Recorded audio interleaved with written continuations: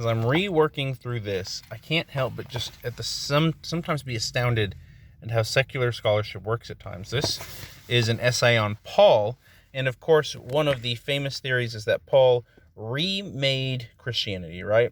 This is from Magnus Zetterholm, and he writes in here, Paul's use of the designations Christ and Lord makes it clear that his fundamental confession was not, as Peter's was, Jesus is the Messiah, but Jesus is Lord.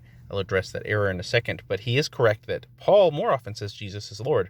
The hymn in Philippians 2, 5-11, which probably also belongs to a pre-Pauline tradition, summarizes this view. And he goes on to note how in Paul's letters there's no confusion on Jesus' identity, but rather a homogeneous, well-defined picture of God's loyal servant.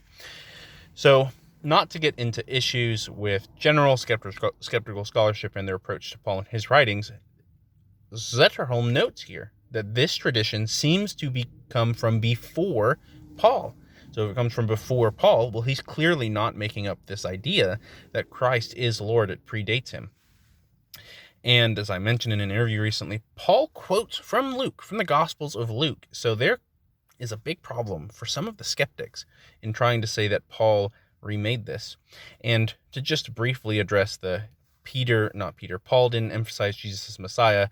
For Paul, he correctly, and as the Gospel authors did, Matthew, Mark, Luke, and John, the original Matthew, Mark, Luke, and John from the first century, noted the Messiah was divine.